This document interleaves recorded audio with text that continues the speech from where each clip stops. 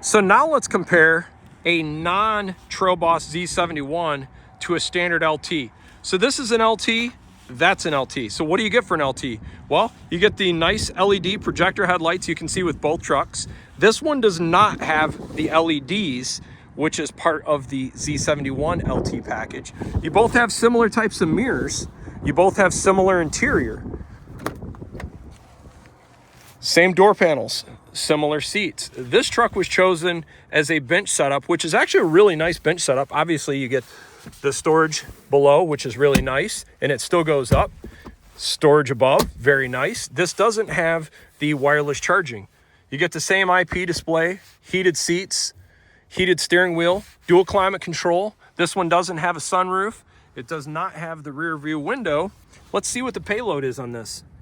Really high. This is one of the highest payloads I've ever seen in a half ton. That's not some max heavy duty payload truck. 1,907 pounds. So apologize for the wind noise. No spray and bed liner, no multi-function tailgate. Let's look at the price on this thing. So this is a 2024. This is a Summit White. The Turbomax, if you're not familiar, is a 2.7 liter 4-cylinder turbo. These motors are supposed to be pretty solid. What's interesting is it comes with the 8-speed, not the 10-speed, like the 3-liter diesel and the 5.3 and the 6.2. This truck comes in at $55,000. That doesn't really have many options, honestly. 20-inch wheels and all-terrain tires. It's got pretty similar interior. Doesn't have as nice a floor mat. Does still have the HVAC in the rear and the A and C USB. All right, let's do a little cold start now and just kind of compare.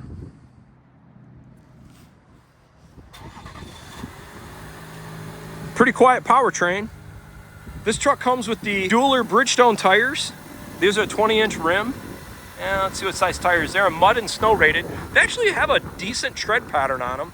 Nothing crazy aggressive. I actually think this is not a bad looking truck. Let's look under the hood here.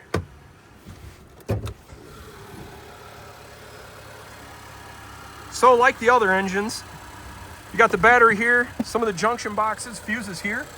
You got pretty good space there. You can kind of see the turbo housed with some of the after treatment system.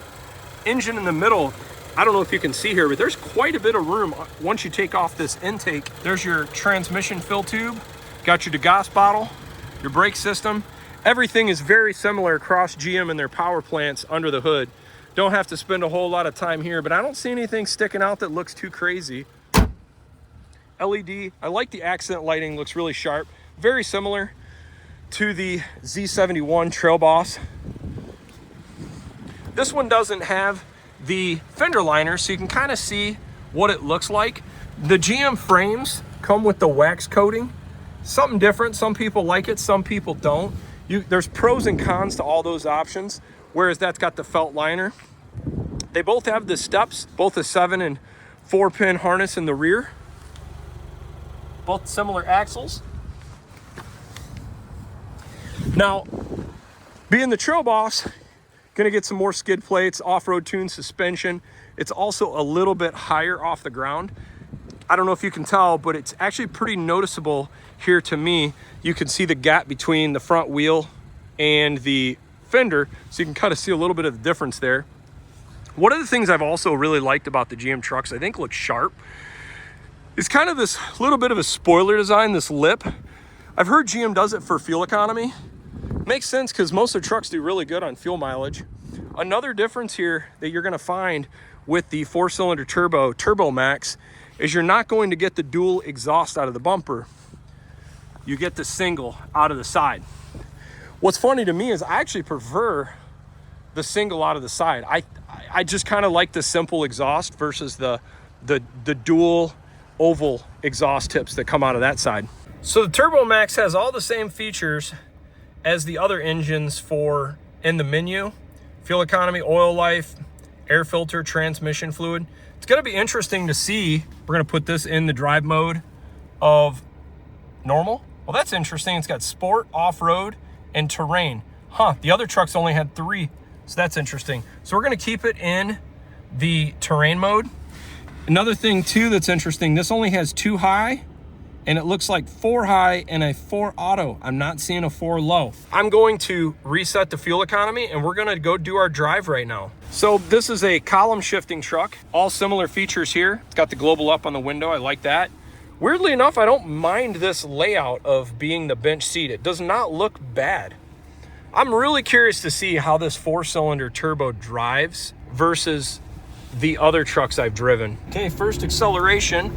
You can definitely tell right off the bat it's a 4-cylinder. It's got that 4-cylinder sound. Acceleration, it's revving a little bit higher, but it's got really good pickup, good power. Not seeing any issue there, that's for sure. Heated seats work great. All right, let's see how the stop-start compares in this truck. Very smooth. Wow, literally, I never even felt it kick in. So some observations I've noticed now so far with the 2.7 liter turbo. Transmission shifting feels good. I don't notice anything weird with the 8-speed versus the 10-speed. Feels pretty good and nice and solid, nice and firm. You can definitely tell this 2.7 liter, it wants to hover at lower RPMs and lug a little bit more than you would feel out of the 5.3 liter. It almost has like a diesel-like feeling, which I actually like. I don't know how to explain it. I don't know if it's because it's not a Z71, or I don't know if this truck is just lighter weight. It feels more light on its feet as I'm driving down the road. It feels more agile, a little more nimble. I'm wondering, could it be 20-inch rims with a less aggressive tread? Is it a lighter weight combination of powertrain so the truck feels lighter, more responsive? It's actually a really nice truck. I actually like it. This 2.7 liter engine, honestly, if people can get past the fact that it's a 4-cylinder turbo in a half-ton truck, I like it. I think this is an awesome powertrain. I know GM put a lot of development into this motor to make it durable, and I'm impressed, honestly. The drive mannerisms going down the road feel really solid. Now, reliability, you know, I guess it all depends on how you use this engine, or any engine for that regard, but I can't see it being any better or worse per se than some of the other options out there. I bet you this motor would work great for 90% of the people. The question is, what do you give up and what do you get? You know, the 8-speed trans doesn't have as good of a reputation as GM's 10-speed trans, but I know this is supposed to be the 2nd generation 8-speed, so it's supposed to be pretty solid. I guess time will tell. We've got one in our 23 Canyon Denali, the same motor, but the high output version of this motor. So I guess we'll find out. Is the fuel economy, you know, is this a good motor for fuel economy? I guess we're gonna find that out also. Okay, at the halfway point, traffic's picking up a little bit as the day progresses. So I'm definitely going to have a few more stops, unfortunately, with the 2.7 liter Turbomax versus the other two engines. I'll be curious, for me, you know, I'm about fuel economy. I'll be really curious to see where it lands, but I like how this engine drives. I actually think I prefer the power more than the 5.3 because it just stays low in the RPMs and it has that diesel-like feeling, which makes sense because the engine is boosted. Going down this little bit of a 2-track dirt road, it's really smooth. I mean, it takes the bumps great. I can also tell a difference. These Bridgestone Dueler tires are a bit quieter than the Territory Goodyears that are on the Z71 trucks. So I would definitely say I like these tires more in that regard. So I want to kind of show this too. This doesn't have the 360 backup cam, but you could kind of see the position of the column shifter, and it doesn't interfere with the backup camera, which is good. I'm so used to the column shifter on my Ram, the Cummins, it doesn't bother me. I mean, it is kind of old school, but it does work and it does function. Looks wise, I like the look of the center console shifter a little more, but I will tell you the center console shifter in the GM trucks, you got to get used to it. It's got some side buttons and it's a little bit quirkier. Also, the other thing I noticed is you can't put the truck in drive unless you have your seatbelt on. And you should always wear your seatbelt, but I was just maneuvering in the parking lot and just didn't have a chance to get my seatbelt on. And that was one thing I noticed that kind of surprised me. So some moderate acceleration, the same uphill exit off the road as we had before. You can definitely tell it revs. Right now, it revs very similar RPM wise, maybe a little higher than the 5.3 liter V8 as we're accelerating going up the hill. I'm pretty impressed with the low end power. This thing hovers right at 1400 RPMs.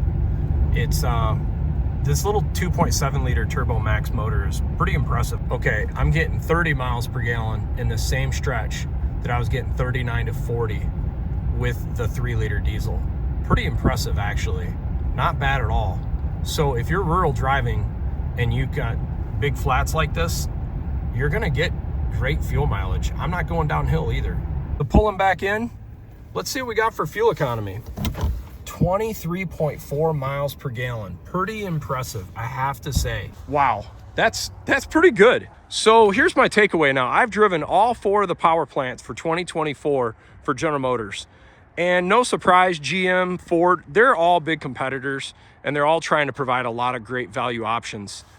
This engine, here's what I like about what GM is doing. They're taking a little bit of like what Ford is doing, but adding another level. Actually adding 2 levels, because the traditional GM buyer, they're buying a 5.3 V8, they're buying a 6.2 V8. But what do? They still got a 3 liter diesel, and then they added this variant, the 2.7 liter 4-cylinder turbo. I really think GM has a great lineup right now. They have a little bit of redundancy in the V8s, the 5.3 or the 6.2, but I like that they're giving customers options to tailor your needs. This might not be what a lot of people want to hear, but honestly, this 2.7 liter would do what 95% of people that drive half-ton trucks need. It's a great option. I liked it. The transmission shifted great. I'm gonna do another type of fuel mileage loop in the next few days with a few of these options on the highway. What you just saw, in my opinion, is probably the best situation for fuel economy. I found that 55 to 65 mile an hour is where you're gonna net your best fuel economy. You get on a Michigan highway, 75, 80 mile per hour, a little bit of wind in the wintertime, you're gonna probably see different results. Takeaways, road noise, I like the Bridgestone Dueler much better than the Goodyear Territory. Looks wise, I love the look of the Z71 Trail Boss. I like the hood cowl. This front end, it's amazing, same truck. This looks so much better, looks really tough. Engine wise, if I had to pick one for my use, if I was 100% comfortable with the reliability and maintenance of the 3 liter diesel, that'd probably be my choice. I just love the efficiency and how it drives, but it would really take some investigation and for me to really look into, do the math. What do I really get out of it? Because the 5.3 is not bad and the 6.2 rips. I probably wouldn't go the 2.7 just because I'd probably be towing a little bit heavier for the needs, I think, for this truck. And to me, I am a big believer of the 10-speed transmission. So I hope you found this video insightful. If you like the video, please like and subscribe. Helps me out. Have a good day.